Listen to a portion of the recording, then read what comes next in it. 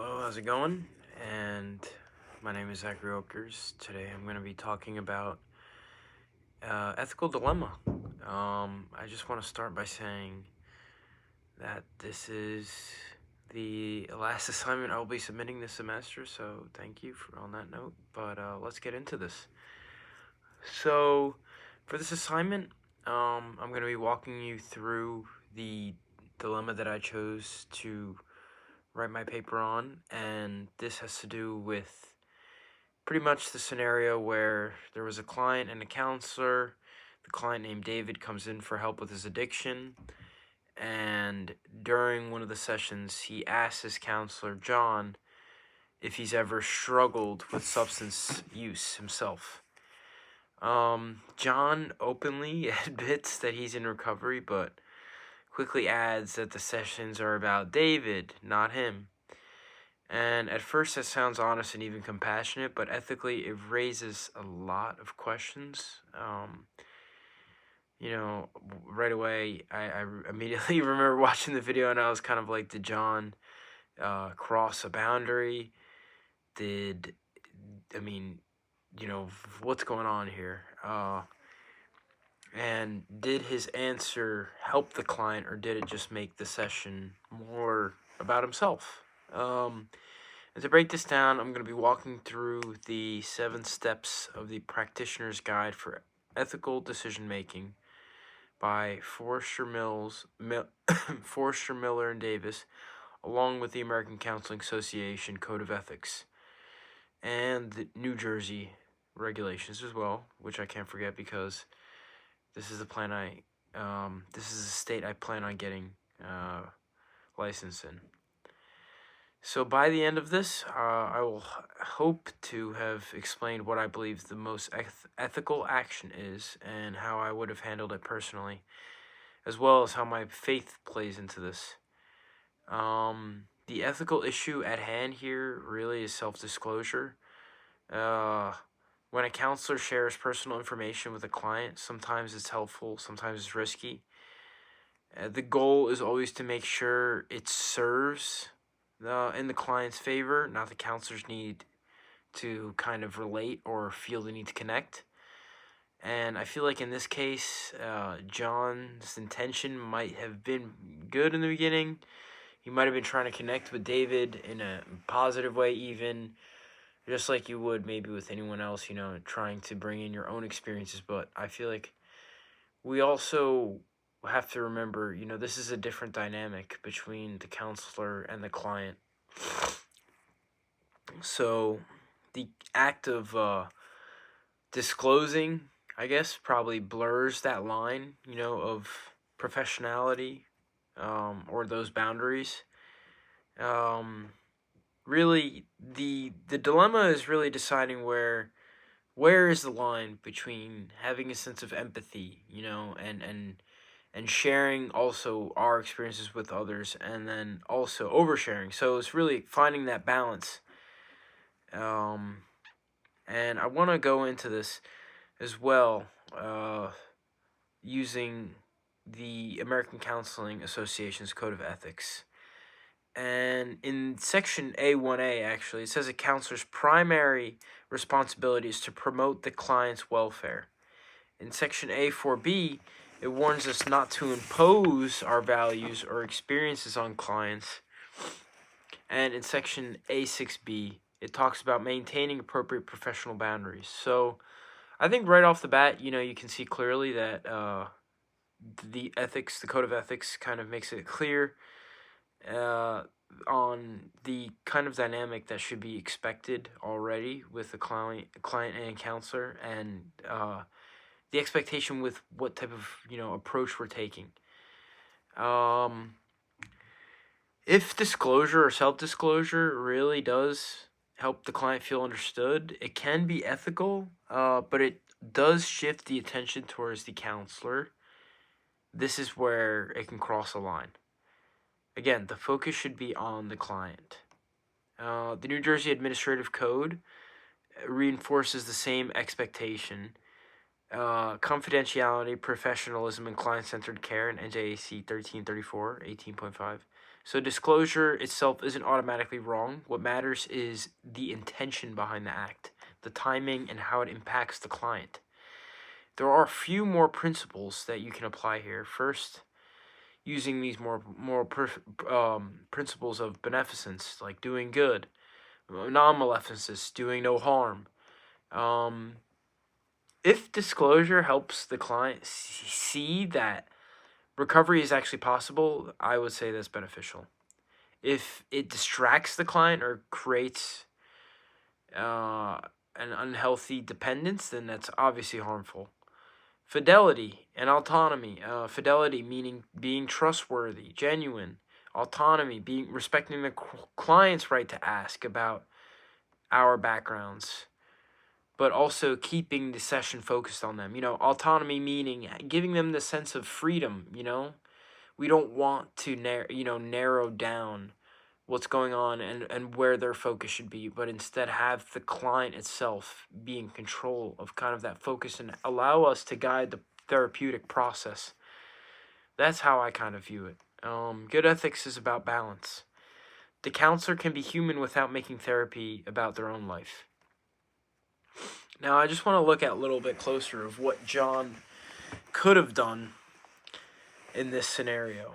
And option one, I believe, would have been full disclosure. He could have shared the whole story. He could have inspired this client, maybe build this quick bond, but it could also blur these lines and these roles very fast.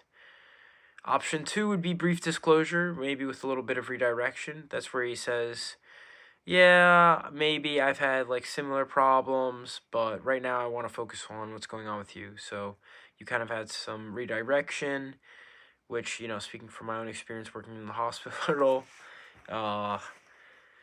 I definitely understand the importance of redirection and redirecting clients, especially when dealing with touchy areas or traumatic instances, maybe even an event that was brought up that could be a trigger.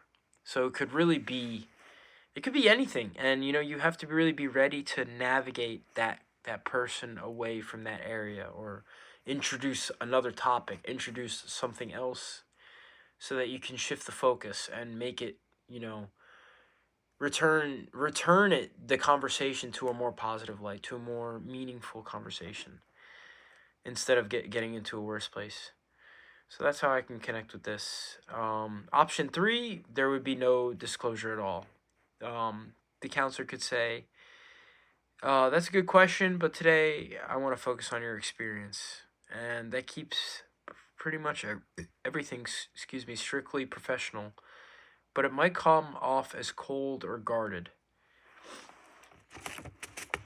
So there's a little bit of different ways, I guess, you can go about this. And not every client is also going to be the same. I guess that's also part of understanding this. Each option has consequences as well. Full disclosure might make the client feel more connected, but it risks transference, or the client comparing his recovery to the counselor's or expecting something similar. That's really not healthy. No disclosure keeps boundaries firm, but it can damage this rapport, especially where in addiction treatment, like the video, shared understanding builds trust. So the middle ground, which is kind of having the balance between brief and intentional disclosure and the redirection, I believe fits the situation, because you have this empathy and honesty, and you also maintain the professional standard without blurring the lines, if you will. So I believe this is the best option, which keeps the client ultimately at the center of the focus. To make sure this is done ethically, I check against the justice, publicity, and universality test from the practitioner's guide. The justice test asks if the decision is fair and consistent. I would say yes. I'd apply the same approach to any client. The publicity test asks if I'd be comfortable if my decision were made public. I would, and it's defensible and professional. And the universality test asks if I'd recommend the same decision to another counselor. Absolutely. if the decision passes all three, the ethical dilemma is resolved. Here's where I would put this into action, though, step by step, because now just having awareness, we need to create and formulate a plan. So, first, if the client asks about my recovery, I'd keep the response brief and say something like, yeah, I understand what this is like, but let's talk about what's going on with you. Then redirect back to their progress and what we're currently focusing on. After this session, I document what was said and why I said it, so that, God forbid, it's as a form of protection. This makes me think of data logging, just like at my job. God forbid something happens, you can show it to supervisor, which is exactly what I would be doing in this scenario. And in later sessions, I would monitor, these responses and make sure that I'm not also constantly using kind of this divulging information or self-disclosure too much. And obviously, learning is an active process, so I believe, doing this over and over again, you can begin to critique yourself and get better and better. And I would keep my own recovery and wellness in check through prayer, cycling, time outdoors, and reflection. I mean, this is just me again, making sure I'm not looking for connection through my clients, but ultimately having outlets for myself so that I can deal with this properly and maintain this professional standard and ethics. For me, integrating faith is everything. Faith is the foundation. The verse that comes to mind is Matthew 5:37. Uh, let less your let your yes mean yes and your no mean no. That reminds me to keep it straightforward, be honest, and to remember to be humble. As a counselor, we need to serve, not perform. Faith isn't about preaching in this session, it's about leading with compassion, truth, and integrity. And when I do decide to disclose something, it should never come from emotions or my own sense of ego. It really should come from a place of service and love for the client's healing and trying to ultimately maintain this standard so that they can get the best help that they can. This mindset is what helps me to maintain my focus. And at the end of the day, self-disclosure itself isn't right or wrong, by itself. It's how it's used, like any other tool.